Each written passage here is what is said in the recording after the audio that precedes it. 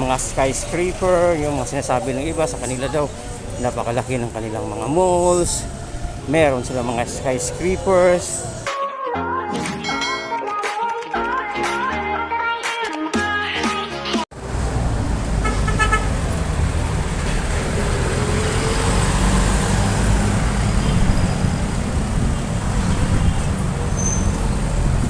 Good morning mga kamuper, welcome po ulit dito sa ating update dito po sa Davao City. So iikutin natin itong downtown area. Hindi naman buong downtown area, pero mapakita natin sa mga hindi po nakapunta dito po sa Davao City kung gaano po kaganda ang ating syudad, no? Ayan, napakalinis. Yung ating mga dito, no, napaka-marespeto po, talagang sumusunod sa batas, magamit ng mga ng pedestrian lane pag tumatawid, hindi basta-basta tumatawid. So papakita natin kung gaano kaganda ang ating syudad, kalinis. Kasi nga po is napakarami pong nagsasabi na mga taga-ibang lugar na hindi daw maganda yung Davao City, madumi daw dahil sa pamumuno daw ng mga Duterte. Hindi nila alam na isa to sa pinakamalinis na syudad sa buong Pilipinas, or even nga po sa buong mundo, no? Ayan. So nakikita nyo naman yung dito mga ka-walker, no? Ayan, no? Wala kayong makikitang mga basurang nagkalat. Ayan mga ka-walker, ganito kami dito, no, ka-organize. Dito sa Davao City hindi din po basta-basta nagpapatayo ng mga gusali. Ayan, kasi nga po talagang pinaplano, inaayos mabuti, no.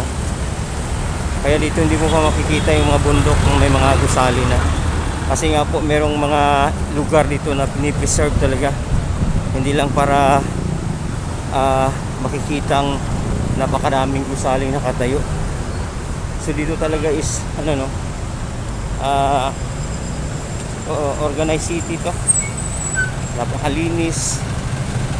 Kaya nga po dinadayo tayo dito, no, sa Davao City.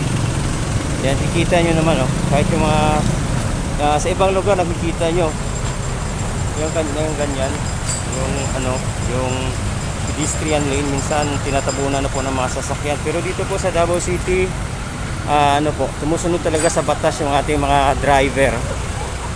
Kaya nasubukan na natin naman si PRRD. Kaya nga po ang dami ngayong nagda-down sa pamilyang Duterte. Pero kaming mga taga Davao, sulit talaga mga Duterte kami dito. Although sabihin na natin, hindi naman lahat ng nakatira dito sa Davao City is baka Duterte, pero 80% po ng mga taga rito is talagang butong-buto po sa kanila, dahil magaling po silang mamuno, no. So isipin nyo naman ngayong si Marcos na po yung presidente natin, medyo hindi ko naman sinisisi kay Marcos, medyo laganap na yung krimen, kuldapan, rape. Pero sa panahon po ni PRRD po, ng ating dating Pangulong Rodrigo Duterte, medyo nagsisipagtaguan po yung mga kriminal. Pero ngayon po is nagsisipaglabasan na naman sila ulit. Kaya medyo delikado na yung natin ngayon, kasi nga po hindi na po si Duterte ang ating presidente. Ayan. So sana bumalik si Tatay Digong, no, mamuno sa buong Pilipinas. Hindi naman po ako against kay Marcos.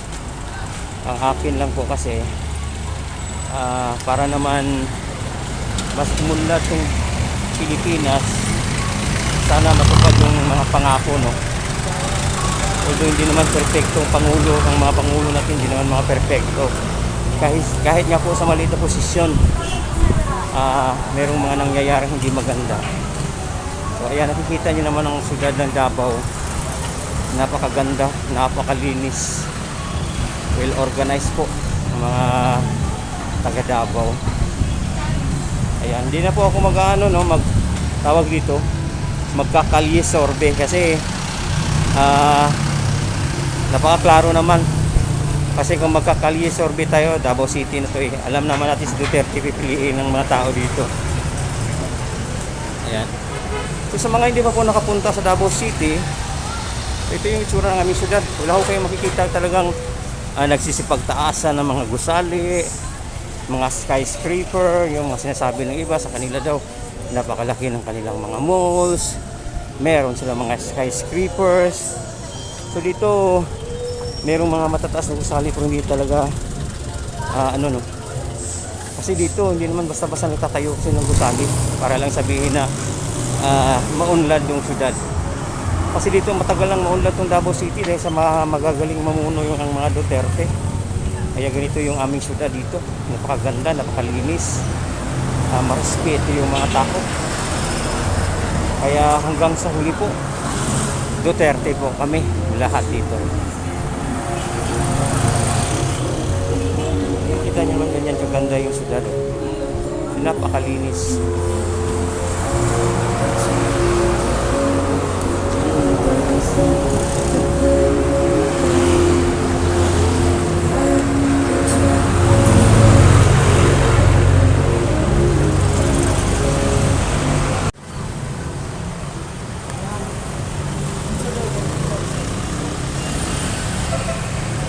So ayan mga kabuker, nakikita nyo naman kung gaano kalinis dito sa Davao City. So ayan ayan. So nakikita nyo naman yung mga kalsada namin dito. Ayan wala kang makikita mga nakatapon ng mga kahit pakiti po ng candy. Wala po kayo nakikita. Kasi napaka-stricto po dito mga kabuker sa kalinisan. Kaya ganyan ang pinagmamalaki yung pamumuno ng mga Duterte. Ganyan kami ka-proud sa kanila.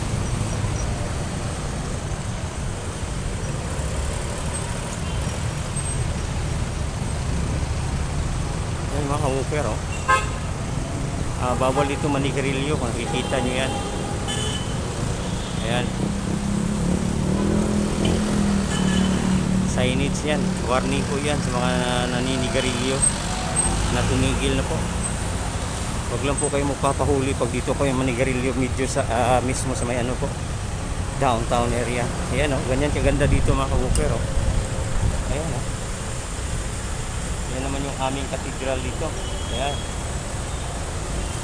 matandang cathedral na po yan.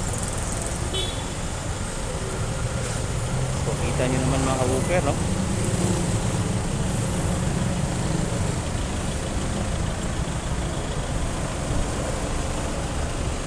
dito pa lang po mismo sa may downtown area to mga ka-woofer hindi ko po ako nakukuhanan yung iba pang mga magagandang dito sa Davao City kasi po talaga pong sumusunod kami dito sa mga rules ng aming syudad.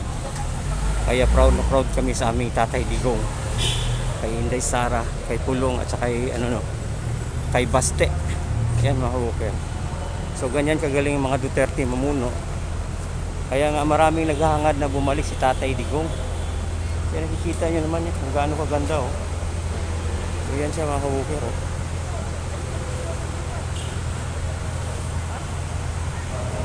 Yan.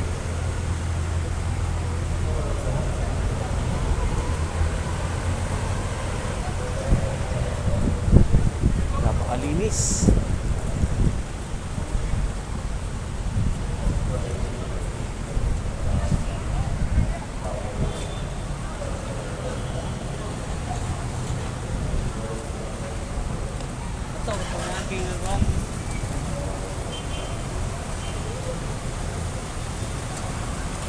So ayan po, sa mga gusto pong pumunta dito, huwag kayong matakot, huwag kayong maniwala sa mga nagsasabing delikado po dito sa Davao City sa Mindanao. Hindi po yan totoo.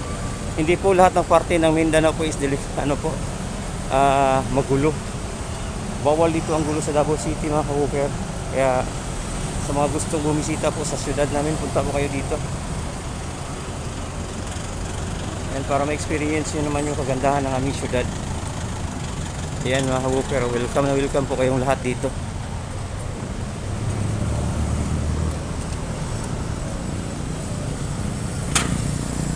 Ayan, ang linis. Ayan kami dito.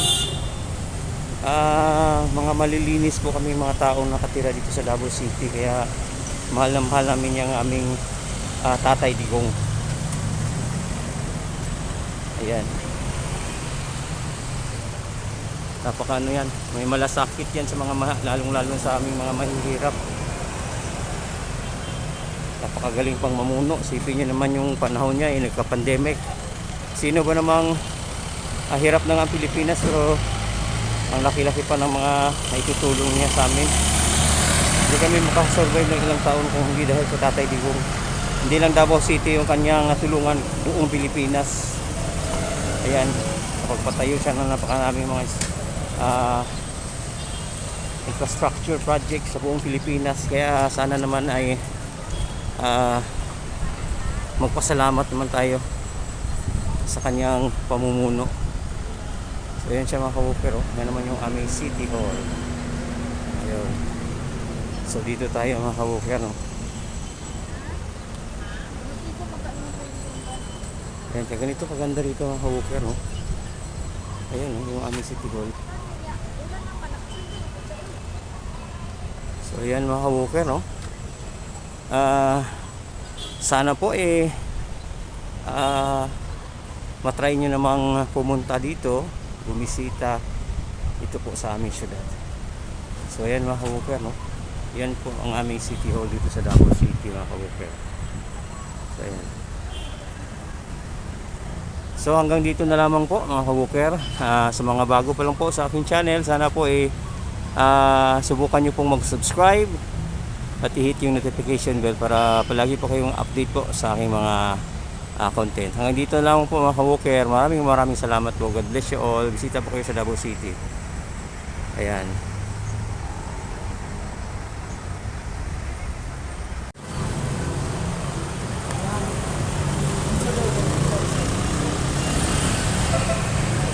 So ayan mga ka-wooker, nakikita nyo naman kung gaano kalinis dito sa Davao City. So ayan, no? Ayan. Nakikita nyo naman yung mga kalsada namin dito. Ayan, oh. Wala kang makikita ng mga nakatapon ng mga kahit pakiti po ng candy. Wala po kayo nakikita. Kasi napaka-stricto po dito mga ka-wooker sa kalinisan. Kaya ganyan ang pinagmamalaki yung pamumuno ng mga Duterte. Ganyan kami ka-proud sa kanila.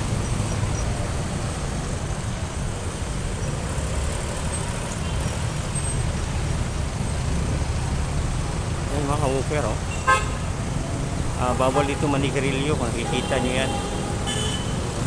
Ayan, signage yan, warning po yan sa mga naninigarilyo na tumigil na po. Huwag lang po kayo magpapahuli pag dito kayo manigarilyo medyo sa mismo sa may ano po, downtown area. Ayan, ganyan kaganda dito mga ka-wooker. Ayan, yan naman yung aming katedral dito. Ayan. Matandang katedral na po yan. So kita nyo naman mga ka-wooker, no?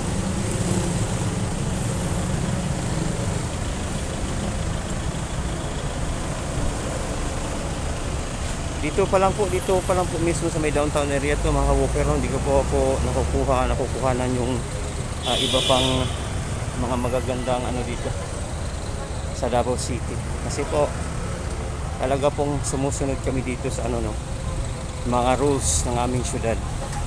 Kaya proud na proud kami sa aming Tatay Digong, kay Inday Sara, kay Pulong at saka kay Baste. Yan mga ka-wooker. So ganyan kagaling yung mga Duterte mamuno. Kaya nga maraming naghahangad na bumalik si Tatay Digong. Kaya nakikita nyo naman yan kung gaano kaganda. So yan siya mga ka-wooker.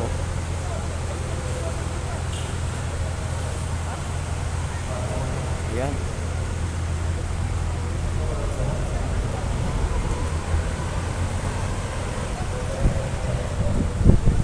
Napakalinis.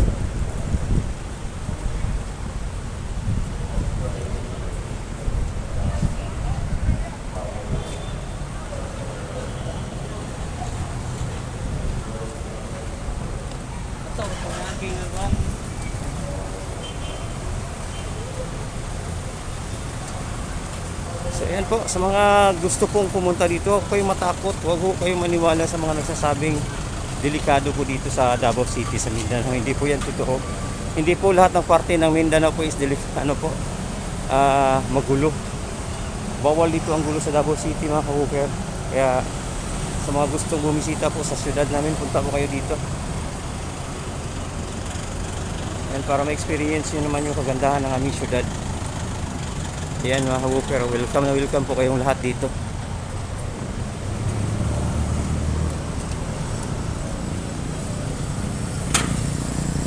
Yan, ang linis.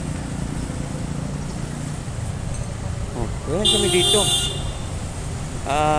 Mga malilinis po kami, mga taong nakatira dito sa Davao City. Kaya mahal na mahal namin yung aming Tatay Digong. Ayan. Napakaano yan. May malasakit yan sa mga lalong-lalo sa aming mga mahihirap. Napakagaling pang mamuno. Sipin nyo naman yung panahon niya, nagka-pandemic. Sino ba namang hirap na nga ang Pilipinas, pero ang laki-laki pa ng mga naitutulong niya sa amin. Hindi kami makasurvive ng ilang taon kung hindi dahil sa Tatay Digong. Hindi lang Davao City yung kanyang tulungan, buong Pilipinas. Ayan, kapagpatayo siya ng napakaraming mga infrastructure project sa buong Pilipinas. Kaya sana naman ay magpasalamat naman tayo sa kanyang pamumuno. So yan siya mga ka-walker, yan naman yung aming City Hall. Ayun. So dito tayo mga ka-walker, no? Yan, kaya ganito kaganda rito mga ka-walker, no? Ayun, no? Yung aming City Hall. So yan mga ka-walker, no? Sana po matry nyo namang pumunta dito, bumisita ito po sa aming syudad. So ayan mga ka-walker, no? Yan po ang aming City Hall dito sa Davao City mga ka-walker. So ayan. So hanggang dito na lamang po mga ka-walker.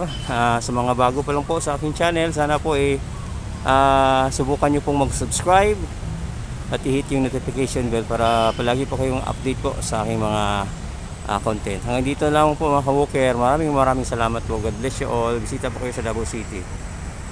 Ayan.